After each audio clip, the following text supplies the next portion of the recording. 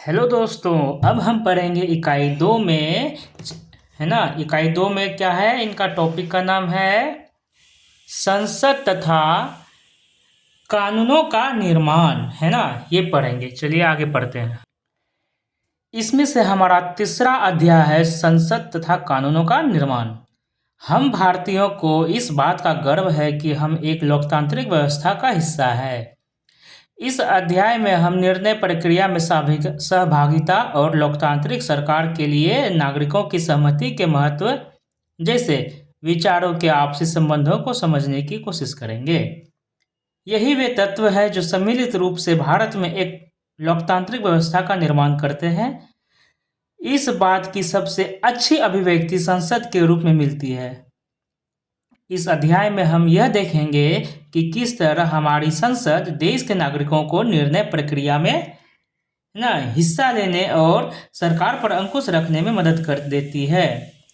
इसी आधार पर संसद भारतीय लोकतंत्र का सबसे महत्वपूर्ण प्रतीक और संविधान का केंद्रीय दायित्व है। क्या है? संसद भारतीय लोकतंत्र का सबसे महत्वपूर्ण प्रतीक और संविधान का केंद्रीय तत्व है। यह हमारा चैप्टर ही है, संसद तथा कानूनों का निर्माण। इसमें जानेंगे कि हम संसद क्या है और कानूनों का निर्माण कैसे होता है।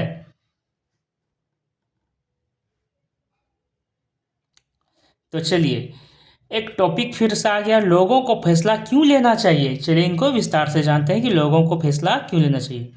जैसा कि हम जानते हैं 15 अगस्त 1947 को, है ना, आज़ाद हुआ कौन? तो भारत देश हमारा। इस आज़ादी के लिए पूरे देश की जनता ने एक लंबा और मुश्किल संघर्ष चलाया था। इस संघर्ष में समाज के बहुत सारे तबकों की हिस्सेदारी थी। तरह तरह की पृष्ठभूमि के लोगों ने इसमें भाग लिया। वे स्वतंत्रता, समानता तथा निर्णय प्रक्रिया में हिस्सेदारी के विचारों से प्रेरित थे। औपनिवेशिक शासन के तहत लोग ब्रिटिश सरकार से भयभीत रहते थे। वे सरकार के बहुत सारे फैसलों से असहमत भी थे, लेकिन अगर वे इन फैसलों की आलोचना करते तो उन्हें भारी खतरों का सामना करना पड़ता था। स्वतंत्रता आंदोलन ने यह स्थिति बदल डाली। राष्ट्रवादी खुलेआम ब्रिटिश सरकार की आलोचना करने लगे और अपनी मांगें पेश करने लगे। 1885 ईस्वी में ही भारतीय राष्ट्रीय कांग्रेस ने मांग की कि विधायिका में निर्वाचित सदस्य होने चाहिए और उन्हें बजट पर चर्चा करने एवं प्रश्न पूछने का अधिकार मिलना चाहिए। 1909 में बने गवर्नमेंट ऑफ इंडिया एक्ट ने कुछ हद तक निर्वाचित प्रतिनिधि की व्यवस्था को मंजूरी दे दी। हालांकि ब्रिटिश सरकार के अंतर्गत बनाई गई ये शुरुआती विधायिका राष्ट्रवादियों के बढ़ते जा रहे दबाव के कारण ही बनी थी, लेकिन इनमें भी सभी वयस्कों को ना तो वोट डालने का अधिकार दिया गया था और ना ही आम लोग निर्णय प्रक्रिया में हिस्सा ले सकते थे। 1909 में जो बना था गवर्नमेंट ऑफ इंडिया एक्ट, इन्होंने क्या किया, कुछ हद तक निर्वाचित प्रतिनिधि की व्यवस्था को मंजूरी दे दी थी।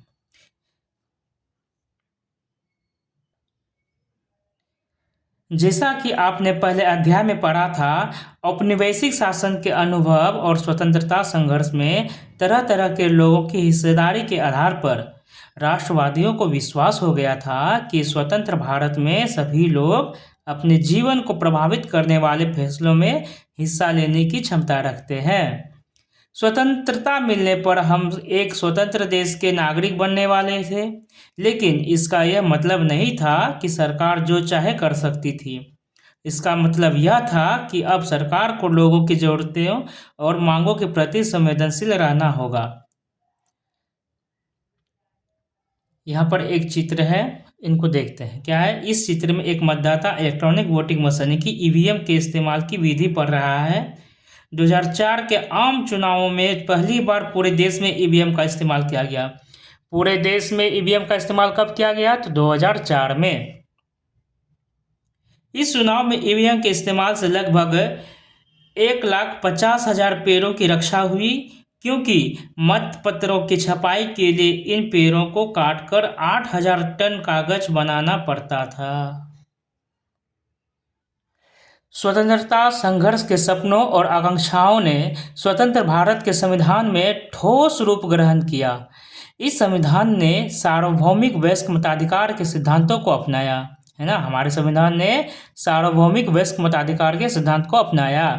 सार्वभौमिक वयस्क मताधिकार का मतलब है कि देश के सभी वयस्क नागरिकों को वोट देने का अधिकार हो।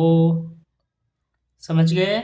अब पढ़ते हैं लोग और उनके प्रतिनिधि, है ना। लोग कौन होते हैं और उनके प्रतिनिधि क्या करते हैं, वो कैसे उनको चुनते हैं। सहमति का विचार लोकतंत्र का प्रस्थान बिंदु होता है। सहमति का मतलब है चाह, यानी कि स्वीकृति और लोगों की हिस्सेदारी। लोगों का निर्णय ही लोकतांत्रिक सरकार का गठन करता है। लोगों का निर्णय ही क्या करता है, लोकतांत्रिक सरकार का गठन करता है और उसके कामकाज के बारे में फैसला देता है। इस तरह के लोकतंत्र के पीछे मूल सोच यह होती है कि व्यक्ति या नागरिक ही सबसे महत्वपूर्ण है और सैद्धांतिक स्तर पर सरकार एवं अन्य सार्वजनिक संस्थानों में इन नागरिकों की आस्था होनी चाहिए। व्यक्ति सरकार को अपनी मंजूरी कैसे देता है, जैसा कि आपने पढ़ा है, मंजूरी देने का एक तरीका चुनाव है ना। व्यक्ति सरकार को अपनी मंजूरी कैसे देता है, तो चुनाव से। लोग संसद के लिए अपने प्रतिनिधियों का चुनाव करते हैं। लोग क्या करते हैं, संसद के लिए अपने प्रतिनिधियों का चुनाव करते हैं। इन्हीं निर्वाचित प्रतिनिधियों में से एक समूह सरकार बनाता है। जनता द्वारा चुने गए सभी प्रतिनिधियों के इस समूह को ही संसद कहा जाता है।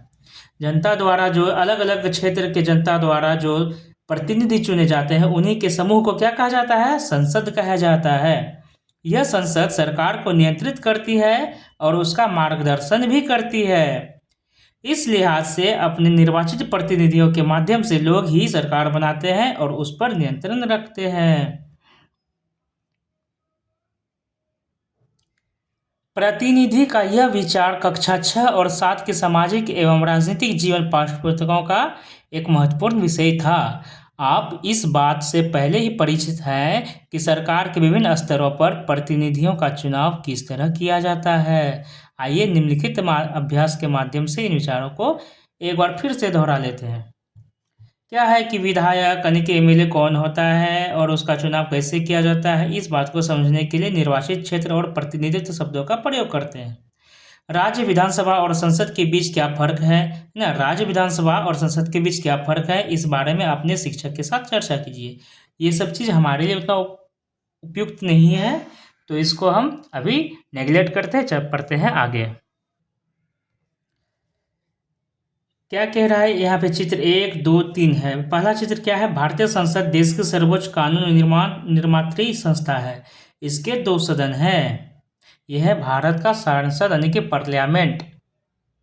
राज्यसभा और लोकसभा, इनके 2 सदन हैं, राज्यसभा और लोकसभा।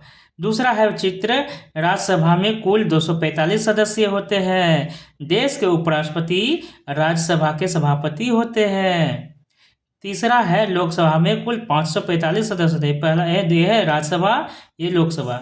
लोकसभा में कुल 545 सदस्य होते हैं, जिसकी अध्यक्षता लोकसभा का अध्यक्ष करते हैं। और राज्यसभा का अध्यक्ष में राज्यसभा का अध्यक्ष कौन होते थे, उपराष्ट्रपति, है ना, जो कि सभापति के नाम से जाने जाते थे। उसमें 245 सीट थे। चलिए अब पढ़ते हैं हम आगे। संसद की भूमिका। आज़ादी के बाद गठित की गई भारतीय संसद लोकतंत्र के सिद्धांतों में भारतीय जनता की आस्था का प्रतीक है ना। आज़ादी के बाद गठित की गई भारतीय संसद लोकतंत्र के सिद्धांतों में क्या होती है, भारतीय जनता की आस्था का प्रतीक है। ये सिद्धांत है निर्णय प्रक्रिया में जनता की हिस्सेदारी और सहमति पर आधारित शासन। हमारी व्यवस्था में संसद के पास महत्वपूर्ण शक्तियां हैं, क्योंकि यह जनता का प्रतिनिधित्व करती है। लोकसभा के लिए भी उसी तरह चुनाव होते हैं, जिस तरह राज्यसभा है ना, विधानसभा के लिए चुनाव होते हैं। आमतौर पर लोकसभा के लिए हर 5 साल में चुनाव करवाए जाते हैं, जैसे कि हमारे राज्य विधानसभा में होते हैं। जैसा कि पृष्ठ संख्या 41 पर दिए गए नक्शे में दिखाया गया है, देश को बहुत सारे निर्वाचन क्षेत्रों में बांटा गया है। प्रत्येक निर्वाचन क्षेत्र से एक व्यक्ति को संसद में भेजा जाता है। चुनाव लड़ने वाले उम्मीदवार आमतौर पर विभिन्न राजनीतिक दलों के सदस्य होते हैं। जैसे यहाँ पर तालिका दी गई है, नीचे दी गई तालिका के माध्यम से आइए इस बात को और अच्छी तरह समझते हैं। 17वीं लोकसभा के चुनाव का परिणाम यानी कि 2019 का जो लोकसभा चुनाव था उसका परिणाम, इधर है राजनीतिक दल, इधर है निर्वाचित सांसदों की संख्या। भारतीय जनता पार्टी यानी कि बीजेपी की 303 सांसदों की संख्या थी। इंडियन नेशनल कांग्रेस 52, द्रविड़ मुन्नेत्र कलकम यानी कि डीएमके 24, ऐसे ऐसे करके अन्य पार्टियों के नाम है और उनसे निर्वाचित सांसदों का भी संख्या दिया गया है ना। युवा श्रम किसान कांग्रेस पार्टी 22, शिवसेना 18, जनता दल यूनाइटेड 16, है ना, बीजू जनता दल 12, बहुजन समाज पार्टी बसपा यानी कि 10, ऐसे लोक जनशक्ति पार्टी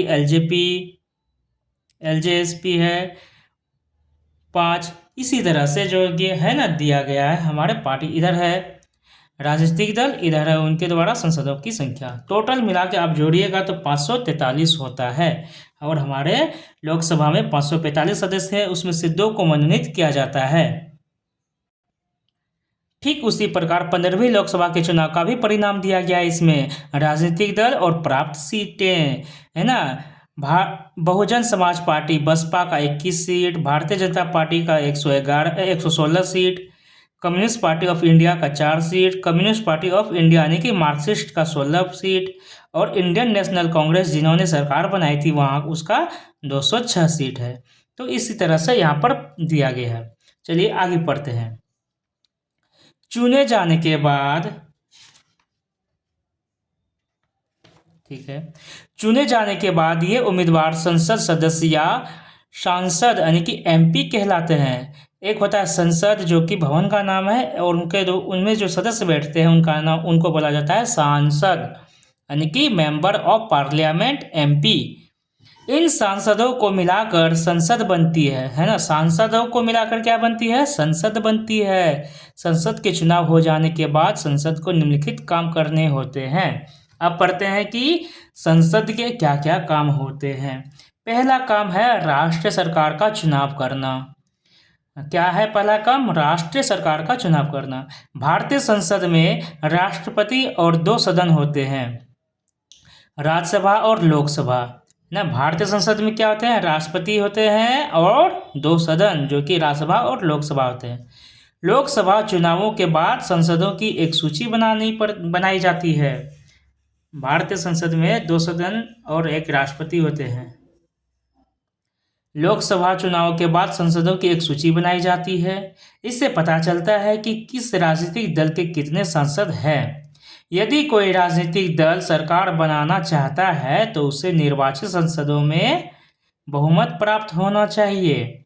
चूंकि लोकसभा के कुल 543 निर्वाचित सदस्य और 2 मनोनीत सदस्य होते हैं, इसलिए बहुमत हासिल करने के लिए लोकसभा में किसी भी दल के पास कम से कम 272 सदस्य होने चाहिए। संसद में बहुमत प्राप्त करने वाले दल या गठबंधन का अंग नहीं होने वाले सभी राजनीतिक दल विपक्षी दल कहलाते हैं। मतलब संसद में जो बहुमत प्राप्त करने वाले दल होंगे या गठबंधन अंग होंगे, उनके बाद जो होते हैं ना, उन्हीं को विपक्षी दल कहा जाता है। कार्यपालिका का चुनाव करना लोकसभा का एक महत्वपूर्ण काम है। जैसा कि आपने पहले अध्याय में पढ़ा था, कार्यपालिका ऐसे लोगों का समूह होती है जो संसद द्वारा बनाए गए कानूनों को लागू करने के लिए मिलकर काम करते हैं, है ना। क्या है कि कार्यपालिका ऐसे लोगों का समूह है जो संसद द्वारा बनाए गए कानूनों को लागू करने के लिए मिलकर काम करते हैं।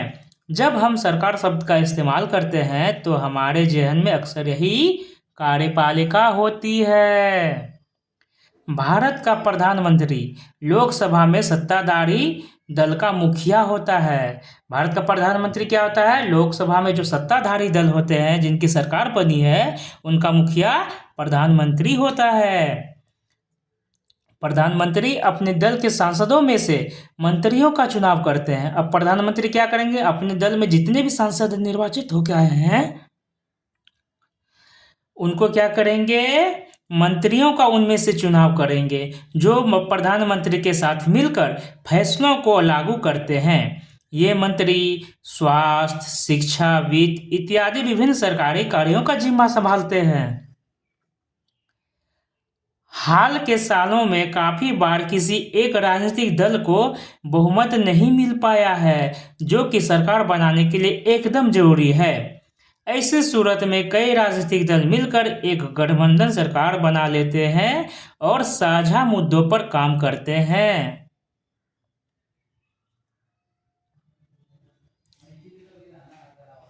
केंद्रीय सचिवालय की ये दो मुख्य इमारतें हैं। इनमें से एक का नाम साउथ ब्लॉक और दूसरी का नाम नॉर्थ ब्लॉक है। इनका निर्माण 1930 के दशक में किया गया था। बाईं ओर साउथ ब्लॉक है, ये है ना, जिसमें प्रधानमंत्री कार्यालय, रक्षा मंत्रालय और विदेश मंत्रालय के दफ्तर हैं। इसमें कौन कौन सा, साउथ ब्लॉक में कौन कौन सा मंत्रालय है? तो प्रधानमंत्री का कार्यालय है और रक्षा मंत्रालय है और विदेश मंत्रालय है। दाईं ओर जो ये है, इसमें क्या है, नॉर्थ ब्लॉक है यह, और जहां वित्त मंत्रालय और गृह मंत्रालय स्थित है। केंद्र सरकार के अन्य मंत्रालय नई दिल्ली की विभिन्न इमारतों में स्थित है। साउथ ब्लॉक में कौन कौन सा? तो प्रधानमंत्री का कार्यालय रहेगा और रक्षा मंत्रालय और विदेश मंत्रालय। वहीं नॉर्थ ब्लॉक में कौन सा है? तो गृह मंत्रालय और वित्त मंत्रालय। राज्यसभा मुख्य रूप से देश के राज्यों के प्रतिनिधि के रूप में काम करती है। राज्यसभा भी कोई कानून बनाने का प्रस्ताव पेश कर सकती है। किसी विधेयक को कानून के रूप में लागू करने के लिए जरूरी है कि उसे राज्यसभा की भी मंजूरी मिल चुकी हो। इस प्रकार राज्यसभा की भी बहुत महत्वपूर्ण भूमिका होती है। संसद का यह सदन लोकसभा द्वारा पारित किए गए कानूनों की समीक्षा करता है। संसद का यह सदन कौन सा सदन? तो राज्यसभा का जो सदन है वो कानूनों की समीक्षा करती है और अगर जरूरत हुई तो उसमें संशोधन भी करता है। राज्यसभा के सदस्यों का चुनाव विभिन्न राज्यों की विधानसभाओं के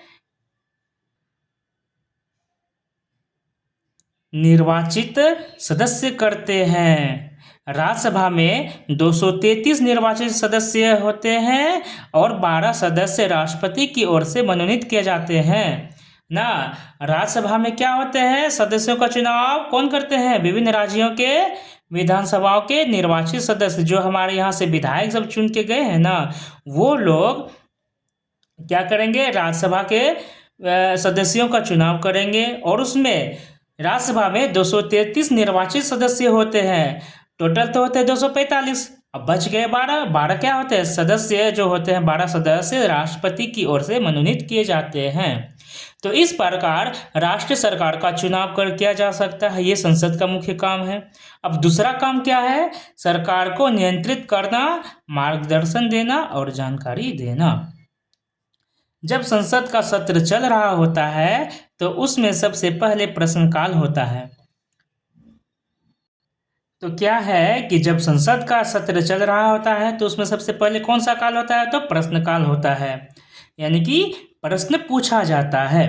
प्रश्नकाल का यह महत्वपूर्ण व्यवस्था है। इसके माध्यम से संसद सरकार के कामकाज के बारे में जानकारियां हासिल करते हैं। सांसद क्या करते हैं? सरकार के जो कामकाज किए जा रहे हैं सरकार के द्वारा, उनकी जानकारियां हासिल करते हैं। इसके जरिए संसद कार्यपालिका को नियंत्रित करती है। सवालों के माध्यम से सरकार को उसकी खामियों के प्रति आगाह किया जाता है। इस तरह सरकार को भी जनता के प्रतिनिधियों यानी सांसदों के जरिए जनता की राय जानने का मौका मिलता है। सरकार से सवाल पूछना किसी भी सांसद की बहुत महत्वपूर्ण जिम्मेदारी होती है। लोकतंत्र के स्वास्थ्य संचालन में विपक्षी दल एक अहम भूमिका अदा करते हैं।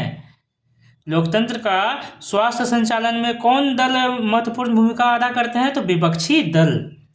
वे सरकार की नीतियों और कार्यक्रमों की कमियों को सामने लाते हैं और अपनी नीतियों के लिए जन समर्थन जुटाते हैं। संसद में पूछे गए एक प्रश्न का उदाहरण लोकसभा। अतारांकित प्रश्न संख्या 48 दिनांक 15 दिसंबर 2017 को उत्तर के लिए बच्चों के लिए योजनाओं का समाकलन। ये है डॉक्टर मनोज राजौरिया। क्या उनका सवाल है, क्या महिला और बाल विकास मंत्री यह बताने की कृपा करेंगे कि क्या सरकार का देश में बच्चों के लिए विभिन्न योजनाओं और नीतियों का समाकलन करने का विचार है? यदि हाँ तो तत्संबंधी ब्यौरा क्या है और बताएं। यदि नहीं तो क्या करना, इसके क्या कारण है? ये सब सवाल होते थे। चलिए आगे पढ़ते हैं। सांसदों के प्रश्नों से सरकार को भी महत्वपूर्ण फीडबैक मिलता है। इसके चलते सरकार चुस्त रहती है। इसके अलावा वित्त से संबंधित सभी मामलों में संसद की भूमिका मंजूरी सरकार के लिए बहुत महत्वपूर्ण है। यह उन कई तरीकों में से एक है जिसके माध्यम से संसद सरकार को नियंत्रित करती है, उसका मार्गदर्शन करती है और उसको सूचित करती है कि जनप्रतिनिधियों के रूप में संसद को नियंत्रित, निर्देशित और सूचित करने में सांसदों की एक अहम भूमिका होती है और यह भारतीय लोकतंत्र का एक मुख्य आयाम भी है। अब हमें यह जानना है कि नए कानून किस तरह बनते हैं। हमने तो जान लिया कि सरकार का, संसद का क्या क्या काम होता है। 2 काम था ना, कि पहला काम राष्ट्रीय सरकार का चुनाव करना था और सरकार को नियंत्रित करना, मार्गदर्शन देना और जानकारी देना, ये दूसरा काम था।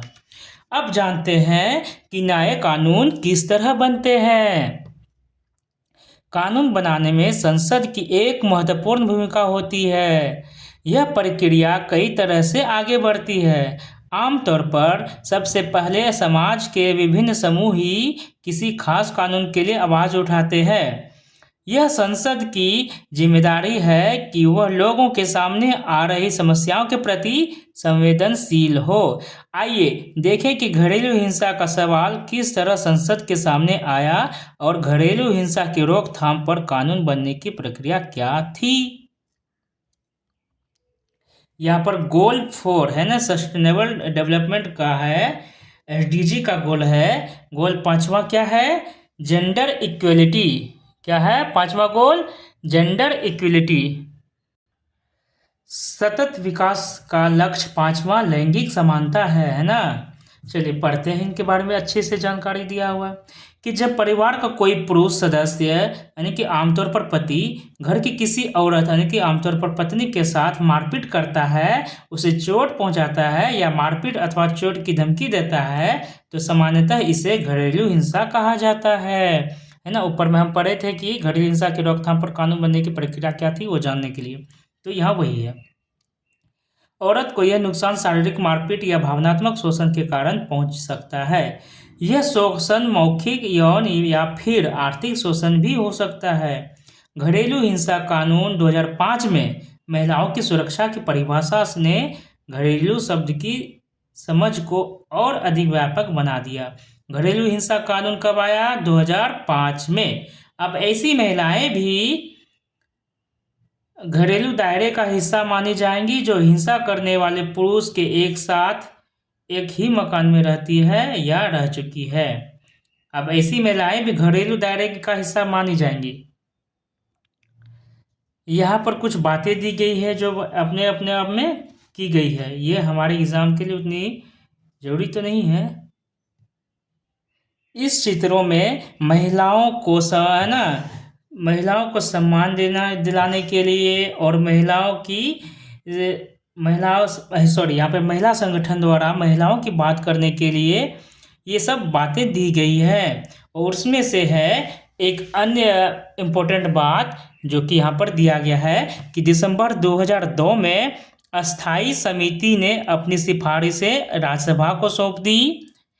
इन सिफारिशों को लोकसभा में भी पेश किया गया है। कमेटी की रिपोर्ट में महिला संगठनों की ज़्यादातर मांगे को स्वीकार कर लिया गया था। 2005 में संसद के सामने एक नया विधेयक पेश किया गया। दोनों संसदों से मंजूरी मिल गई। दोनों संसद कौन सा? राज्यसभा और लोकसभा मिल जाने के बाद उसे राष्ट्रपति के पास स्वीकृति के लिए भेज दिया जाता है ना।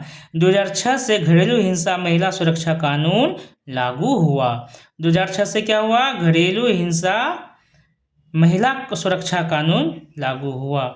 इसी के लिए यहाँ पर महिला आयोग जो थे ना, महिला संगठन सब बातें चला रही थी। चलिए आगे पढ़ते हैं। यहाँ पर दी गई है कि जिन औरतों के साथ हिंसा या दुराचार होता है उन्हें आमतौर पर पीड़ित माना जाता है। इन हालात से उबरने के लिए औरतें तरह तरह से संघर्ष करती हैं, इसलिए उन्हें पीड़ित के बजाय सर्वाइवर कहना ज़्यादा बेहतर है। इस अंग्रेजी शब्द का अर्थ है जो बचा रहे। उपरोक्त जो उदाहरण दिया गया है, तो इस उदाहरण से साफ हो जाता है कि नागरिकों की भूमिका कानून बनाने में कितनी अहम है। वे जनता के चिंताओं को कानून के दायरे में लाने के लिए संसद की मदद कर सकते हैं। इस प्रक्रिया के हर चरण में नागरिकों की आवाज़ बहुत मायने रखती है। यह आवाज़ टेलीविज़न रिपोर्टों, अखबारों के संपादकीयों, रेडियो प्रसारणों और आम सभाओं के जरिए सुनी जा और व्यक्त की जा सकती है। इन सारे संचार माध्यमों के जरिए संसद का काम ठोस और पारदर्शी तरीके से जनता के सामने आता है। अब पढ़ेंगे अलोकप्रिय और विवादास्पद कानून। आइए अब एक और स्थिति पर विचार करें। कई बार संसद एक ऐसा कानून पारित कर देती है जो बेहद अलोकप्रिय साबित होता है। ऐसा कानून संवैधानिक रूप से वैध होने के कारण कानूनन सही हो सकता है, फिर भी वह लोगों को रास नहीं आता, क्योंकि उन्हें लगता है कि उसके पीछे नीयत सही नहीं थी। इसलिए लोग उसकी आलोचना कर सकते हैं, उसके खिलाफ जनसभाएं कर सकते हैं, अखबारों में लिख सकते हैं, टीवी चैनलों में रिपोर्ट भेज सकते हैं। हमारे जैसे लोकतंत्र में आम नागरिक संसद द्वारा बनाए जाने वाले दमनकारी कानूनों के बारे में अपनी सहमति व्यक्त कर सकते हैं। जब बहुत सारे लोग यह मानने लगते हैं कि यह है ना कानून गलत पारित हो गया है, तो संसद के ऊपर भी उस कानून पर दोबारा विचार करने का दबाव पड़ता है। लेकिन सच्चाई कुछ और है।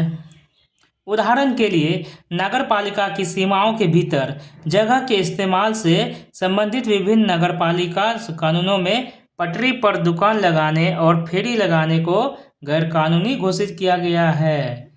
इसमें कोई संदेह नहीं है कि सार्वजनिक स्थानों को साफ सुथरा और खुला रखने के लिए कुछ कानून जरूरी है, तभी लोग आसानी से फुटपाथों पर चल पाएंगे। लेकिन हम इस बात को भी नज़रअंदाज नहीं कर सकते कि पटरी वाले एक फेरी वाले किसी भी बड़े शहर में रहने वाले लाखों लोगों को जरूरी चीज़ें और सेवाएं बहुत सस्ती कीमत पर और कुशलतापूर्वक पहुंचाते हैं।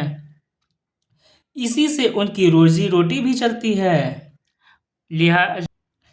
लिहाजा अगर कानून किसी एक समूह की हिमायत करता है और दूसरे समूह की उपेक्षा करता है, तो उससे उस पर विवाद खड़ा होगा और टकराव की स्थिति पैदा हो जाएगी। जो लोग सोचते हैं कि संबंधित कानून सही नहीं है, वे इस मुद्दे पर फैसले के लिए अदालत की शरण में जा सकते हैं। यदि अदालत को ऐसा लगता है कि वह कानून संविधान के विरुद्ध है, तो वह उसमें संशोधन कर सकती है या उसे रद्द कर सकता है। पढ़ते हैं यहाँ पर क्या है। जैसा कि आपने कानून के शासन पर केंद्रित पिछले भाग में पढ़ा है, भारतीय राष्ट्रवादी खेमा अंग्रेजों द्वारा थोपे जा रहे मनमाने और दमनकारी कानूनों का विरोध व उनकी आलोचना करता था। इतिहास में हमें ऐसे बहुत सारे लोग और समुदाय दिखाई देते हैं जिन्होंने अन्यायपूर्ण कानूनों को खत्म करवाने के लिए संघर्ष किए हैं। कक्षा 7 की पुस्तक में आपने पढ़ा था कि रोजा पार्कस नामक अफ्रीकी अमेरिकी महिला ने 1 दिसंबर 1955 को एक श्वेत व्यक्ति के लिए बस में अपनी सीट छोड़ने से इनकार कर दिया था। रोजा पार्कस उस कानून का विरोध कर रही थी जो सभी सार्वजनिक स्थानों पर श्वेत नागरिकों और अफ्रीकी अमेरिकी नागरिकों के लिए अलग अलग दायरे तय करता था। यहाँ तक कि सड़कों पर भी दोनों समुदायों की तरह अलग अलग होती थी। रोजा पार्कस का यह इनकार एक ऐतिहासिक घटना थी। इसी के बाद वहाँ नागरिक अधिकार आंदोलन शुरू हुआ, जिसके फलस्वरूप 1964 में नागरिक अधिकार कानून पारित किया गया। कहाँ पर? तो अमेरिका में। इस कानून के जरिए संयुक्त राज्य अमेरिका में नस्ल, धर्म या राष्ट्रीयता के आधार पर किसी भी तरह के भेदभाव को गैर कानूनी घोषित कर दिया गया। उपरोक्त चित्र में रोजा पार्क्स बस में यात्रा करती हुई दिखाई दे रही है। यह है रोजा पार्क्स, यह है गोरे आदमी। हमें इस बात का ध्यान रखना चाहिए कि नागरिक के रूप में हमारी भूमिका प्रतिनिधियों के चुनाव के साथ खत्म नहीं होती। इसके बाद हम अखबारों और अन्य संचार माध्यमों के जरिए इस बात पर नज़र रखते हैं कि हमारे सांसद क्या कर रहे हैं। अगर हमें लगता है कि वे सही काम नहीं कर रहे हैं तो हम उनकी आलोचना करते हैं। इस प्रकार हमें इस बात को सदा ध्यान में रखना चाहिए कि लोगों की जितनी हिस्सेदारी होगी और जितने उत्साह से वे जुड़ेंगे, उतना ही संसद को अपना काम सही ढंग से करने में मदद मिलेगी। तो इस प्रकार यह चैप्टर समाप्त हुआ, लेकिन इसके शब्द संकलन पढ़ते हैं क्योंकि इसमें एक बहुत सारे अच्छे अच्छे शब्द दिए गए हैं। पहला है स्वीकृति। स्वीकृति क्या होती है? किसी चीज पर अपनी सहमति देना और उसके पक्ष में काम करना ही स्वीकृति है। इस अध्याय में यह शब्द संसद के पास उपलब्ध है और औपचारिक सहमति यानी कि निर्वाचित प्रतिनिधियों के माध्यम से और संसद में लोगों की आस्था बनाए रखने की जरूरत दोनों संदर्भों में इस्तेमाल किया गया है। गठबंधन ये क्या होता है? इसका मतलब समूहों या दलों के तत्कालिक गठजोड़ से होता है। इस अध्याय में गठबंधन शब्द का इस्तेमाल चुनावों के बाद किसी भी दल को बहुमत न मिलने की स्थिति में बनने वाले गठजोड़ के लिए किया गया है। अनसुलझे ये क्या होता है? इसका आशय ऐसी परिस्थितियों से है जहां समस्याओं का कोई आसान समाधान उपलब्ध नहीं होता है। आलोचना ये क्या होता है? किसी व्यक्ति या चीज में कमियां निकालना या उसे स्वीकार या अस्वीकार कर देना ही आलोचना है। इस अध्याय में आलोचना शब्द का इस्तेमाल सरकार के कामकाज पर नागरिकों की ओर से होने वाली आलोचना के लिए किया गया है। विकास क्रम। सरल से जटिल रूप तक विकास की प्रक्रिया को विकास क्रम कहा जाता है। सरल से जटिल रूप तक विकास की प्रक्रिया को विकास क्रम कहा जाता है। आमतौर पर इस शब्द का इस्तेमाल पौधों या पशुओं की किसी प्रजाति के विकास का वर्णन करने के लिए किया जाता है।